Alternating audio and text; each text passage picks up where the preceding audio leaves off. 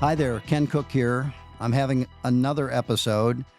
Today I'm joined by Dr. Demetre Daskalakis. He's an infectious disease physician and a very prominent public health leader. And I can say from spending a little bit of time with him, he's the kind of doc you want at the bedside to talk you through a difficult conversation, a difficult diagnosis, a difficult procedure. He's really got that manner about him. And he rolls up his sleeves. Dr. Demetre has spent over 2 decades at the front lines of some of our most challenging public health threats. He founded innovative HIV testing programs in New York City, bringing services directly to high-risk communities. He led the response to a dangerous meningitis outbreak, and at the CDC, he directed the Division of HIV Prevention before becoming the White House's deputy coordinator for the Mpox response during the 2022 outbreak. Highly infectious diseases, and Dr. Demetre was right there. In 2025, he resigned as director of the CDC's National Center for Immunization and Respiratory Diseases, alongside several other senior officials at the CDC, following the Trump administration's removal of CDC Director Susan Monarez. Demetre's departure underscored growing concerns about the erosion of scientific integrity inside the agency, really pretty close to a revolt inside the agency. So less than 2 weeks ago, we witnessed something unprecedented at the CDC's Advisory Committee on Immunization Practices, known as ACIP. And this is right in the area that Demetre was such an important figure at the CDC. The newly reconstituted committee, after Secretary Kennedy removed summarily all 17 previous members and installed replacements widely described by experts as critics of vaccine policy or individuals without vaccine science expertise, that committee voted 8-3 to recommend delaying when most babies received the hepatitis B vaccine. This reversed a 30-year-old policy that helped drive infections in infants and young children of hepatitis B from the thousands every year down to a single or low double digits.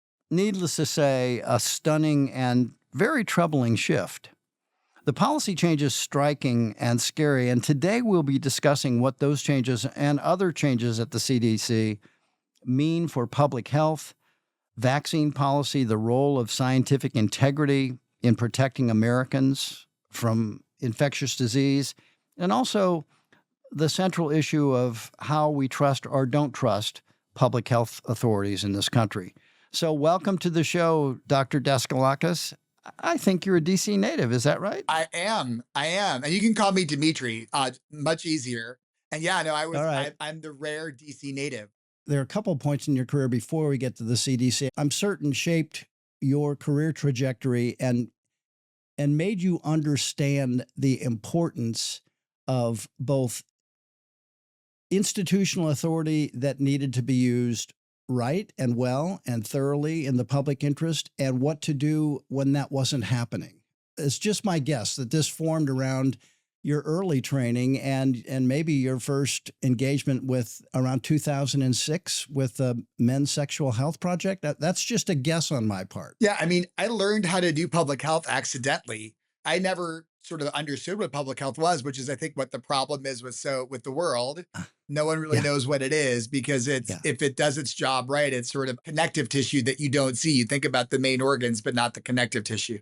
But yeah, I mean, I think sort of starting to do work by deciding to engage with the community in places that, were frankly pretty ostracized, stigmatized environments, I think really Yeah. taught me a lot about community and also taught me a lot about how to do public health.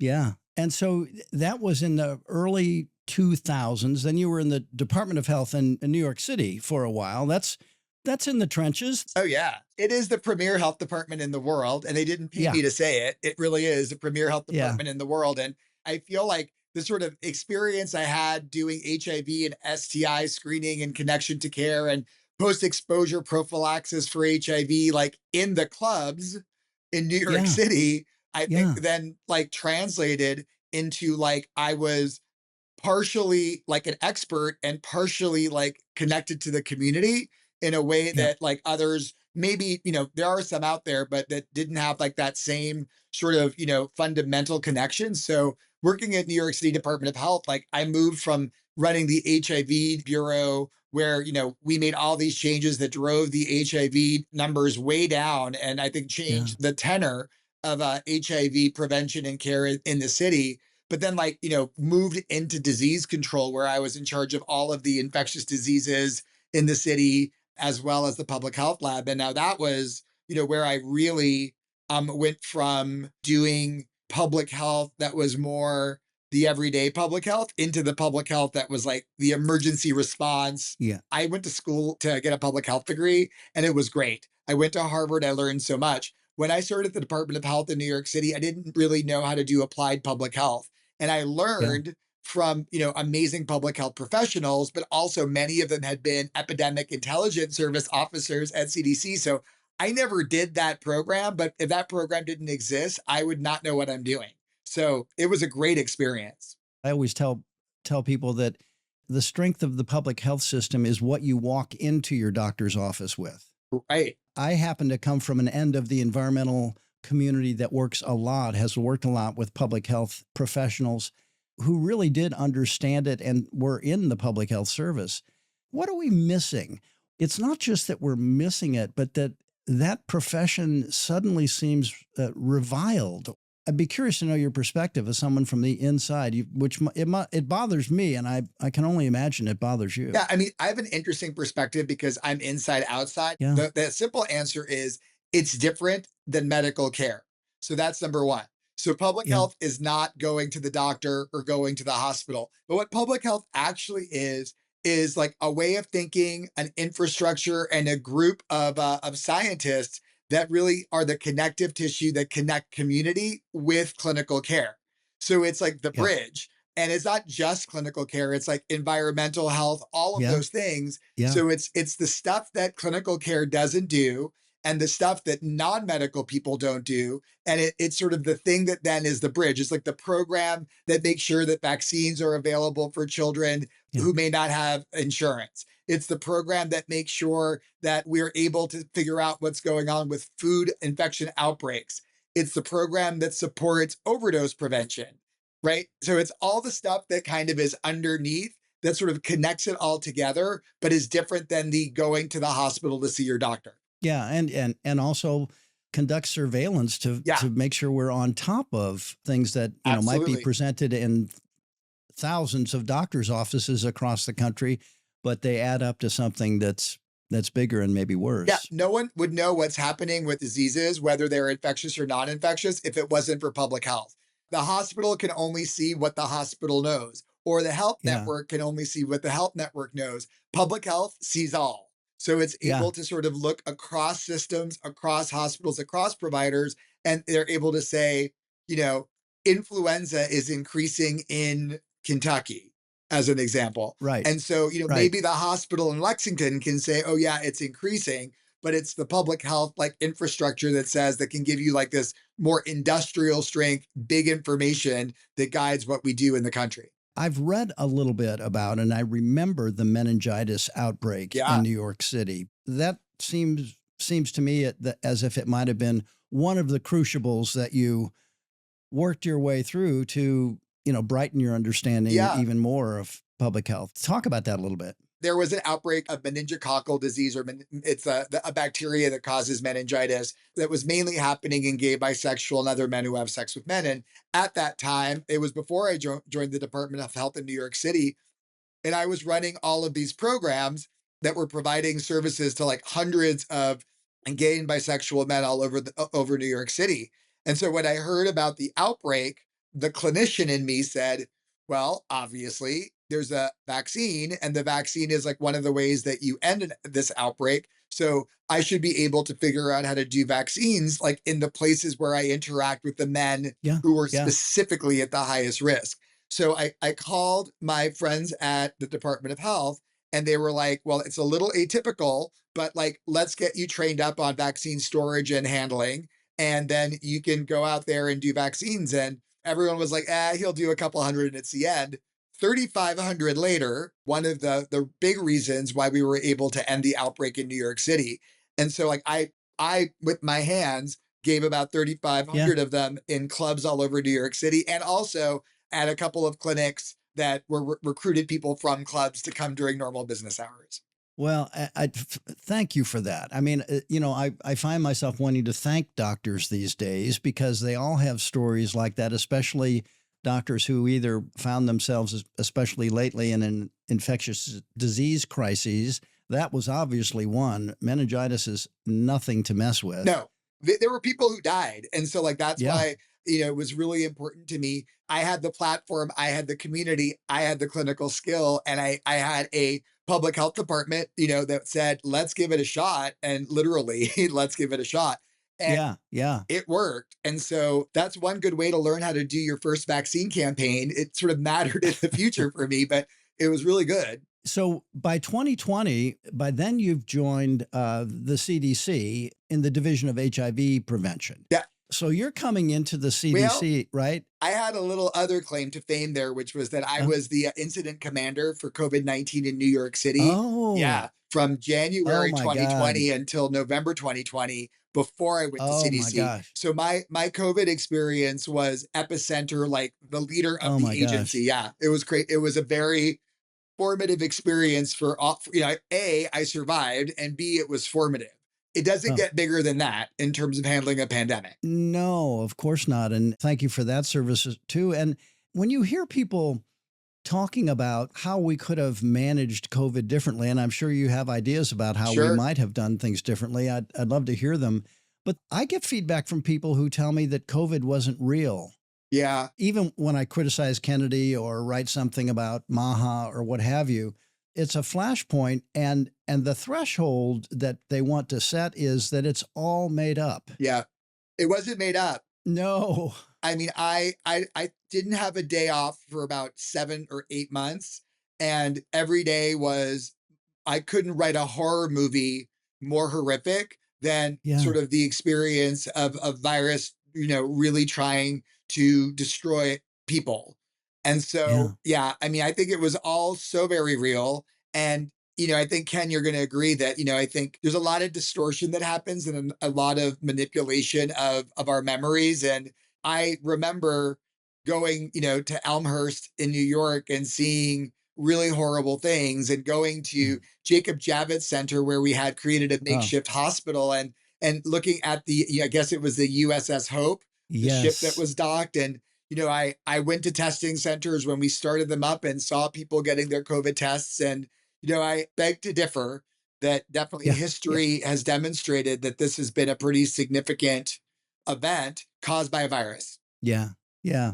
I had missed that part of your distinguished career. So then you go to the CDC, Yeah. and of course COVID is still well underway. Yep. You had just come from ground zero, literally. I did. When Yeah. you came to the agency, what was the mood there? They were still in full on emergency response. And when I landed, I mean, one of the things that I had negotiated as part of my job was that I would not go into COVID for a few months. Like, ideally, I said 6 months, because I had, just done the big job Yeah. in the big city Yeah. for many, many, Yeah. many, many, many months. And I was, pretty burnt out on COVID and really excited to go back into the HIV space. That's not what happened. In 2.5 months, I was running the vaccine task force. And so it's okay. But Yeah. I feel like the mood was, there was a happiness that was new, because it was in the era where the mRNA vaccines and the Yes. and the protein, all of the vaccines were available. And so I think that they had come through a really dark wilderness, Yeah. when there was nothing except for like these non-pharmaceutical interventions, which have been, in retrospect, been made so controversial. But like, when you go into the time machine, when you don't have any treatments or vaccines, all you have is time and space and barriers to try to prevent transmission. And Yeah. none of them are good. They're Yeah. only okay. Like, nothing is Yeah. good. Like, but, Yeah. and that's the part that I think, like, in hindsight, you're able to say that, this was a mistake and that was a mistake, but there was a new virus floating around that no one understood. Every week, the science changed. So the recommendations changed. And so Yeah. I feel like, definitely things could have been done better in terms of messaging, but that is looking at my retrospectoscope. It's looking hindsight. Of course. And like, I remember being like in front of the New York press corps, which is like pretty much as hard as the White House press corps, Yeah. like Yeah. answering questions and, being pushed to try to be more absolute and, definitive when there was no absolute or definitive. And, Yeah. it was hard. But I mean, I do think that when I landed, they had already gotten through like December 2020, January 2020, Yeah. when the Yeah. sort of first round of vaccination happened and they started to see things looking better. And when I was in the COVID space, I started working with, booster one was like Yeah. the era that I Yeah. was working in vaccine. And there was this big move at CDC that was trying to look at the lessons learned from like the early days of the pandemic to change how CDC worked in the future. And a lot of changes had already been made by the time I Yeah. got there. Yeah. Friends of mine who were at the CDC at the time, and not so much just in the infectious disease end of it, but it affected the whole agency at Oh that yeah. time. No one was immune from it from the COVID response, right? So that's the bottom line is, and that same for New York City. Like Yeah. it was all hands on deck. And I feel like that's, Yeah. I can be sort of aggressive and say like one of the biggest things that I would change is never letting public health be attacked and defunded. Because then when the pandemic happens, then all of a sudden it's not adequate and people are working 130-hour work weeks with no Yeah. breaks until they get so burnt out that they either have to go to the hospital or have to quit their job. So that is, I think, the thing that in retrospect, I would say like the lesson is stop cutting public health because it's cutting into muscle that changes the ability of the entire nation to respond. But here we go again. Yeah. That's exactly now what we're doing. So Right? in TB, it's called a U-shaped curve of concern. When there's a lot of tuberculosis, resources and attention go really up. And then the Yeah. minute that the cases go down, it goes down. And guess what? The U goes right back up because the cases come up. And so I don't give infectious diseases like viruses, fungi, bacteria, brains, but I will say that they always know when they're not being respected.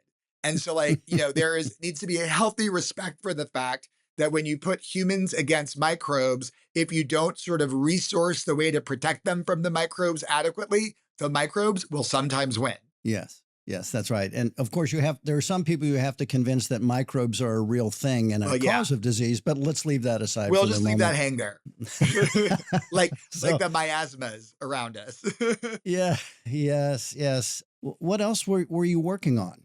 Well, I was there for 5 years and I had more than 5 jobs in that time. Welcome to the CDC, right? Indeed. So I landed there as the division director for HIV prevention, as you said. And then I was in the COVID response as the head of the vaccine task force, which was that was important because vaccine was distributed by the federal government. CDC had a very hands-on role. So that was Yeah. important. That was towards the end of the Trump administration? So I landed there at the end of the Trump administration, and I wasn't in the COVID response until the first few months of the Biden administration. And how would you assess the attention they gave to it? Oh, I've been impressed.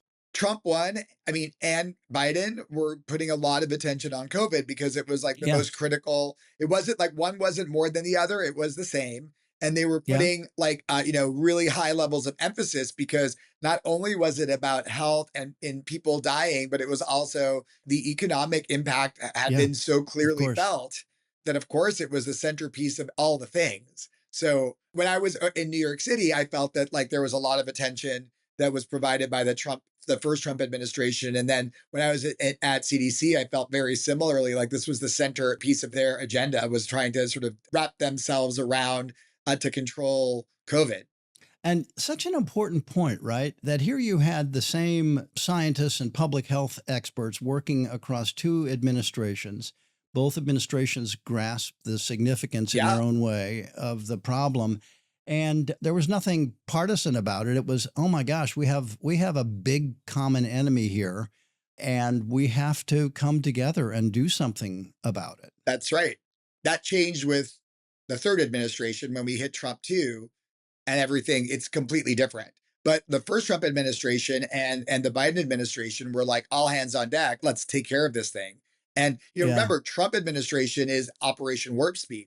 They're the ones that Yeah. did all. I mean, like that is like one of the public health milestones, miracles, 100%. along with like antiretroviral therapy for HIV. Those are probably like Yeah, the two biggest. right up there. No, I couldn't agree more. And to watch the twisting and turning now in this administration and the current Trump administration trying to reckon with that success against the ideology that Yeah. the HHS secretary brings, who's renowned for saying all kinds of crazy things, specifically about COVID, but not just COVID. I mean, even about HIV, AIDS. You name it, we've got it. Like, so HIV, Yeah. AIDS, measles, all the vaccines, the list goes on and on. What was the mindset as you saw this coming along? Pretty much the entire public interest community was opposed to Kennedy. Our organization opposed his nomination.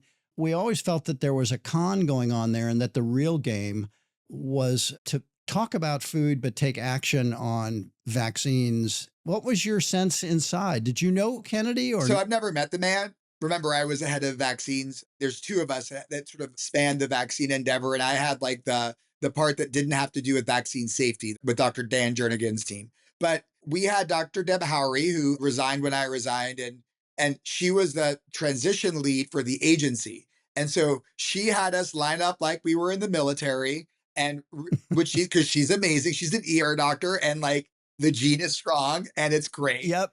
And so she yes, ma'am. You salute and get in line. That's She's right. amazing. And so she lined us up like our different centers, and we had different responsibilities to prepare for transition, because that's what you do when you're Yeah. a career scientist or a career civil servant. Absolutely. You just do the thing, which is I'm going to try my best to learn all we can about these people or this person. We're going to have all of our briefings ready. We're going to have 101 briefing books so that he can learn about the agency. We're going to do all of this. And then, like, generally speaking, what happens is the people land with great gusto to learn about your agency so that they can do work. I've been on those transition teams on both sides. And that's exactly what happens. That's not what happened. So that's not, they didn't give a damn about anything about the agency. They didn't care about anything. They landed with their agenda, even though what they had said was a lot different. Like when he entered HHS and had his welcome speech, my entire center, I made them stop working. And I go like, you need to listen to every word this guy says because he's going to be our future. Everyone was like, well, we can work with that. We're going to make America healthy, gold standard science, like all of that. I'm going to not come with preconceived notions and I'm going to work with you. We're like, this is great. And so we all tried to send information, to offer briefings, to get that transition going. And they just had no interest. They landed there sort of planning to do their own thing. And having done this, in some capacity many times, one of the red flags is when you have people who are trying to, completely revamp an agency without taking any time to learn about it. That is a big red flag. And here we are. I'm sure you watched the confirmation hearings. Sure did. We live cast them with a whole group of experts, including the head of APHA and among others. I found it shocking, but what was the reaction at the CDC in Atlanta? So, I mean, I'll just start by saying my first interaction, like coming into the RFK Jr. universe, was I was running the measles response in New York City as the incident manager from 2018 to 2019. And my impression was, who's this kooky guy that keeps suing us while we're trying to stop an outbreak that could potentially kill children? Yeah. All of those suits were dismissed. But then ultimately, like when we were listening to the confirmation hearings, my first response was, who actually briefed him? Because they did a terrible job.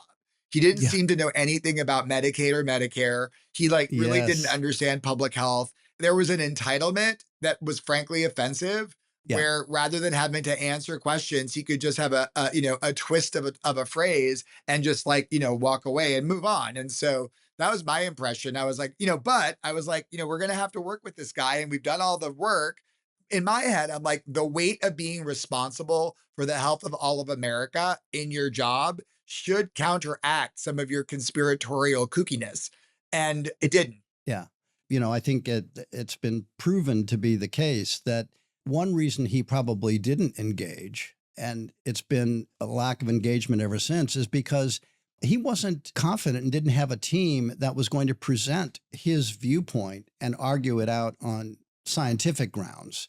That was not going to work out for him. I mean, even in the exchange, with Senator Cassidy, just that brief exchange where Cassidy was able to say, that the study you're citing has all kinds of question marks about it. Just in that brief moment, you realize that Kennedy just wanted to go around those arguments. And the way you go around those arguments is what led to the resignation of the head of the CDC and the rest of you. So he comes in, he gives the speech to HHS employees. He had already said he was going to fire a lot of people. And then at the end of January, tens of thousands of people are fired from HHS. Give me what was the play-by-play inside, Doc? I mean, different people will answer this in different ways because Deb had, she almost resigned, and she'll say this to you. When they were going to do the first round of reductions in forces on April 1st, they were going to be so catastrophic that there would be nothing left at CDC. And so she pushed back and was able to sort of roll many of those back. So that was hers.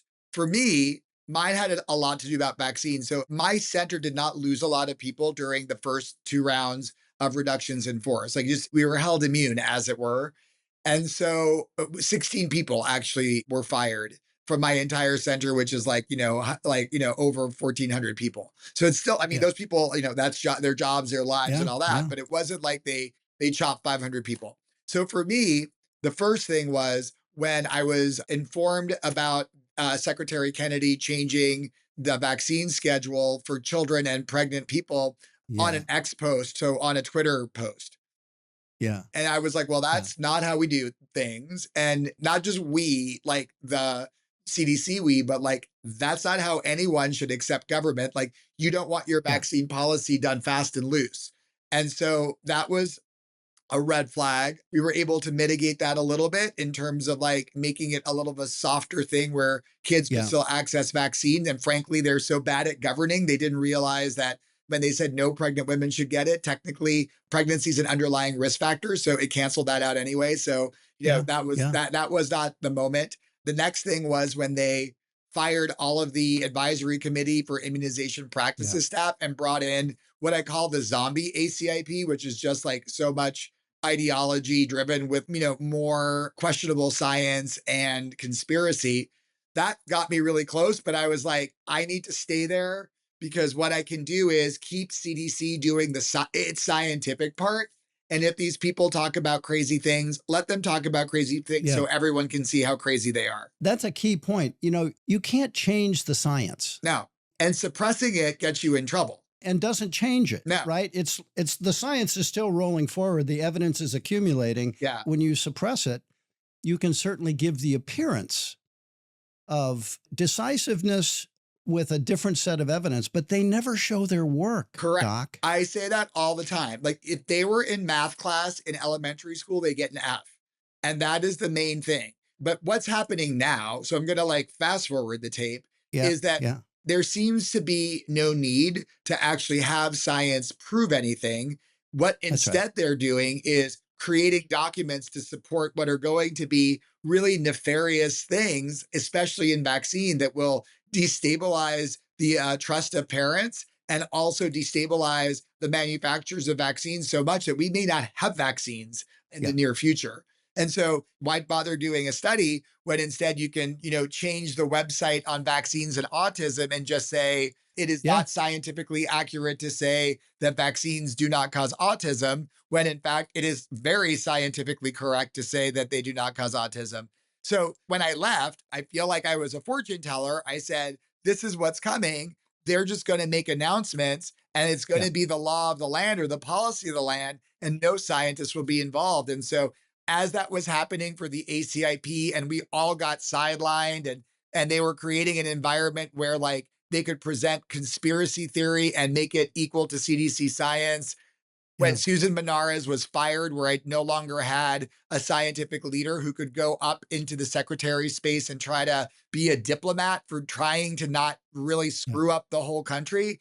When all that happened, that's when I resigned, because it's there's the CDC that's the scientist, and they're held hostage by an HHS that doesn't care what the science says because they're just putting out what they want, which is just frankly the playbook that RFK Jr. has had for 20 years. Nothing Yeah, is surprising. I read the books. I was ready for him to come and I was like, there's no way he's going to do all this because like right. it's not based in science and he's responsible for the health of people. And he doesn't care. He cares about two things. One, he cares to prove that he's right, right? Yes. The best way to get political power is to prove that you're not completely a kook. And so he's Yes. trying to dekookify himself by creating source documents that say that he's right. And the second thing is he's going to sue the pants, and his friends are going to sue the pants off of vaccine manufacturers when they are able to say all of this autism is caused by vaccines because you can't prove it's Yeah. not. And so, like, it's money in the bank and political cachet. And that is why kids are going to die of vaccine preventable diseases. Yeah. I think there's a third factor, which is revenge, 100%. right? I think the grievance that comes through from Kennedy and his court, Callie Means and others, that the medical profession is devoted now to having sick people because that's how they make money. And pediatricians make all their money from their vaccine refrigerator in the back Yeah. of the office and all the other stuff.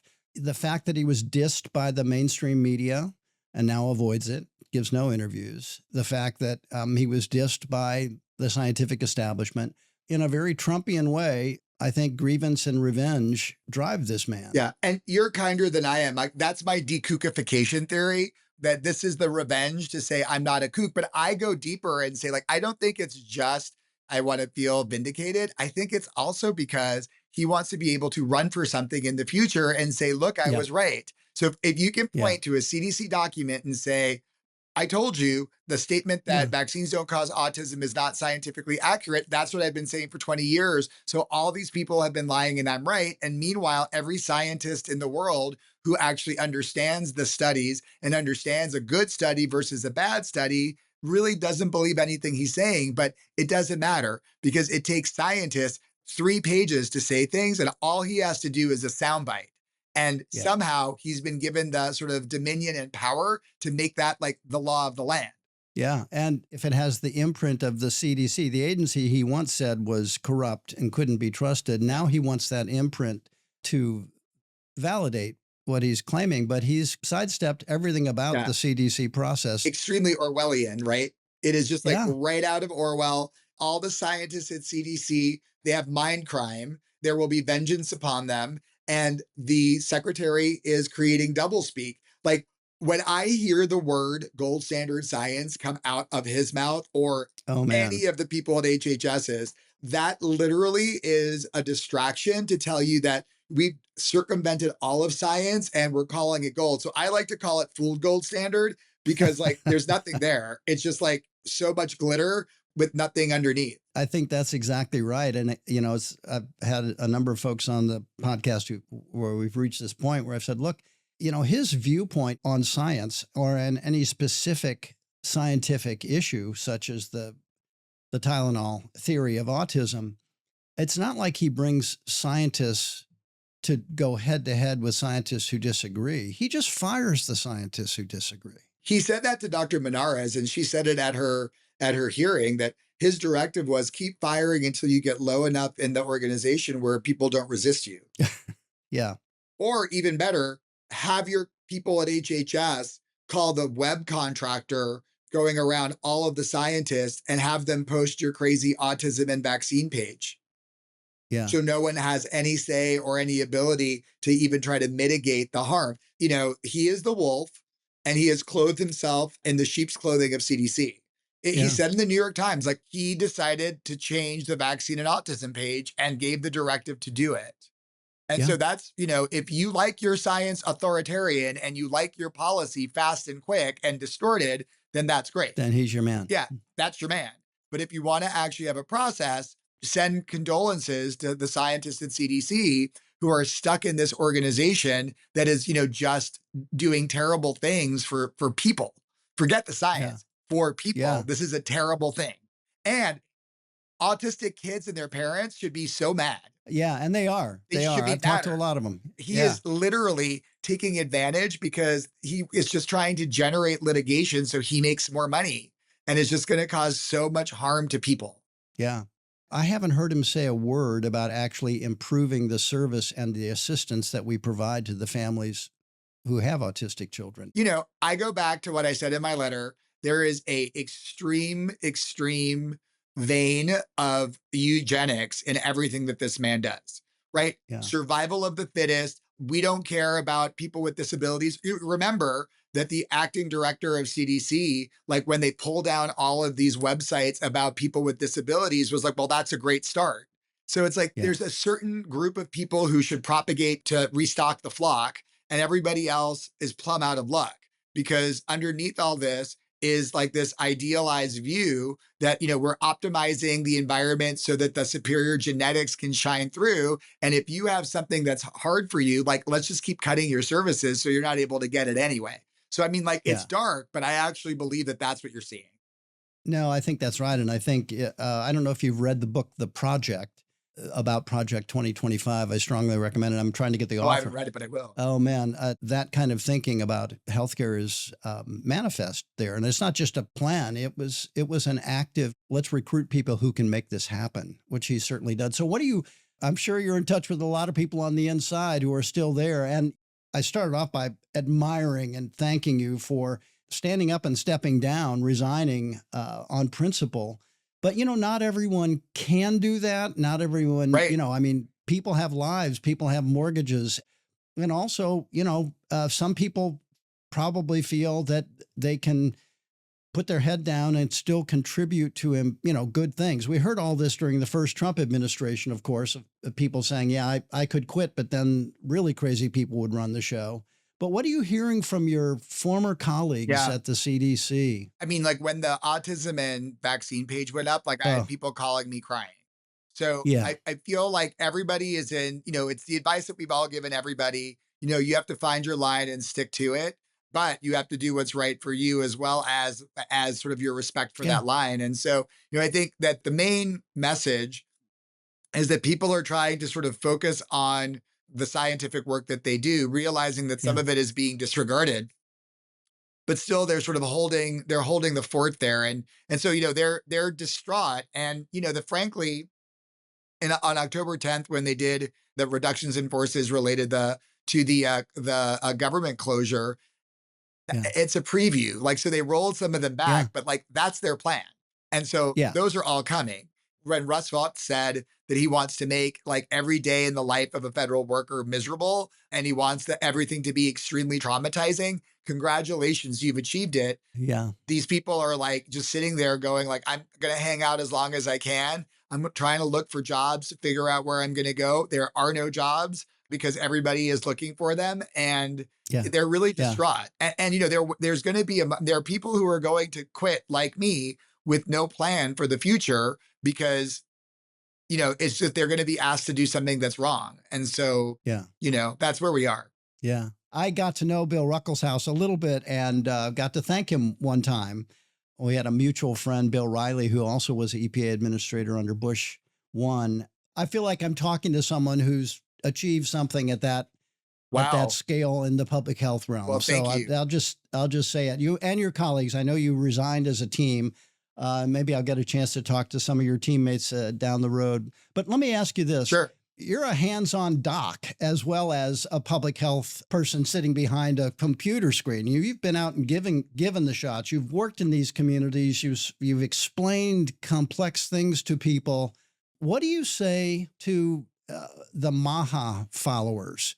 The advice you would give, or the warnings, or Yeah. the I counsel? mean, I've had a great opportunity to speak to some folks in the MAHA movement, and I'll start by saying extremely diverse, right? So there's people who were devoted to Robert F. Kennedy Jr., and that's a very different person than people that really want to explore ways to make food safer, ways to sort Yeah, of provide. So it's very different humans. So I feel like one of the things that I think is important is, and has been important in what I've said is, a really important acid test for the things that you're hearing is, will it actually make a difference in people's health? And is this actually supporting the ability to make your own decision? And so I think, there's examples of food dyes, which are interesting, but also like have been demonstrated to be safe, that have been removed and have been celebrated as a, really big deal. And so, your potato chips may be less yellow, but they're still full of all the same oil, cholesterol, and yeah, salt. And so like, yeah, what are we actually winning? And so that's question one. And question Yep. two, like when you're talking about medical freedom, like if people are taking away vaccines and making it harder to get, like, are we really doing this the right way? Like, is there like a strategy that sort of achieves the vision of folks feeling like they have more dominion over their kids or themselves? That doesn't also then mean that kids that want vaccines may not be able to get them because of some of these policies that will be extremely damaging. So you have to listen to your source. And I think one of the hard parts is that, folks within that movement that don't necessarily have the sort of background to be able to be very authoritative about things really sound Yep. authoritative. And just like I try to do, get a diversity of opinion to try to figure out like what's Yeah. actually like a guiding principle to make people healthy versus a thing that just looks good on paper, or that you can tweet out and say, yay, we make potato chips less They yellow. put And real sugar in Coke. right. Yeah. So congratulations. It still causes all the diabetes. Yeah, we have worked, my organization has worked in California and elsewhere to try and deal with some of the food dyes and other things that we think are problematic. We've spent a lot of time working on that. And never once have we said, this is the biggest issue in the world. It's just something we should be taken care of, as they've taken care of it in Europe and elsewhere. But the other thing that's interesting about this is that with sort of medical populism, health freedom, medical freedom, it's often the substitution of organized medical authority for another set of authorities that are a mixture of conspiracy theories and advice about supplements and just an alternative way of thinking about this that people adhere to just as strongly and obey just as strongly as the authorities grounded in medical science that they reject. People want authority in some ways. They just like to hear it from someone who's selling a supplement or someone That's who's right. saying, hey, you can cure cancer if you follow such and such a diet. It's frightening, but it's real, and people want that. So what do you think the project is now to deal with Kennedy Yeah, I think from the outside? oversight, oversight, oversight. Like everyone call your congressperson, make sure that they know that that there's something wrong.